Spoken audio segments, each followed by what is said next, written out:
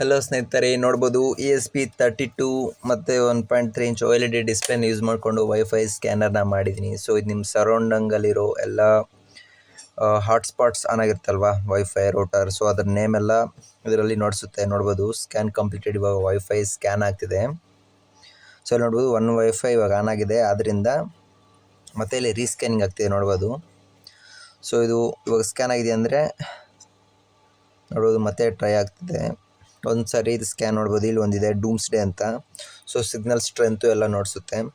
So ನೋಡ್ಬೋದು ಸ್ನೇಹಿತರೆ, ಈ ಥರ ಸ್ಕ್ಯಾನ್ ಮಾಡಿ ಚೆಕ್ ಮಾಡ್ಬೋದು ನಿಮ್ಮ ಸರೌಂಡಿಂಗಲ್ಲಿ ಎಷ್ಟೊಂದು ವೈಫೈ ಆನ್ ಆಗಿದೆ ಇಲ್ಲ ಅಂತ. ಸೊ ಇದ್ರ ಮಾಡಬೇಕು ನಿಮಗೆ ಬೇಕಾಗಿರೋ ಮೈನ್ ಕಾಂಪೊನೆಂಟ್ಸ್ ಬಂದ್ಬಿಟ್ಟು ESP32, ಇದಕ್ಕೆ ಪ್ರೋಗ್ರಾಮ್ ಮಾಡೋದಕ್ಕೆ ಒಂದು OTG cable, 1.3 inch OLED display, 4 jumper wires.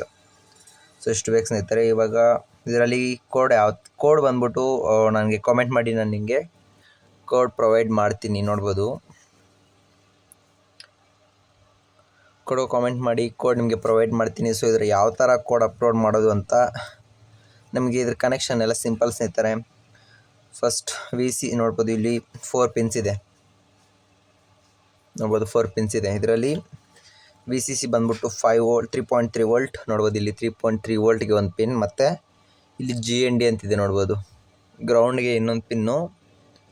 So ಮತ್ತು ಇದರಲ್ಲಿ SCK ಅಂತಿದೆಯಲ್ಲ, ಥರ್ಡ್ ಪಿನ್ ಬಂದ್ಬಿಟ್ಟು ಇದರಲ್ಲಿ G22 ಪಿನ್ಗೆ ಕನೆಕ್ಟ್ ಮಾಡಬೇಕು. ಮತ್ತು SDA ಬಂದ್ಬಿಟ್ಟು G21 ಪಿನ್ ನಂಬರ್ ನೋಡ್ಬೋದು.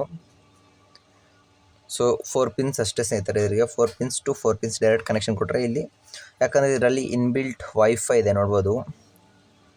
ಸೊ ಅದರಿಂದ ಇದರಲ್ಲಿ ಡೈರೆಕ್ಟ್ ಸ್ಕ್ಯಾನ್ ಆಗಿ ನಿಮಗೆ ನೋಡಿಸುತ್ತೆ ಎಷ್ಟೊಂದು ವೈಫೈ ಆನ್ ಆಗಿದೆ ಅಂತ ನೋಡ್ಬೋದು. ಇಲ್ಲಿ ಒಂದು ಸಿಗ್ನಲ್ ಸ್ಟ್ರೆಂತು, ಅದರ SSDI, ಸೊ ಇದೆಲ್ಲ ಪ್ರೊವೈಡ್ ಮಾಡಿರುತ್ತೆ.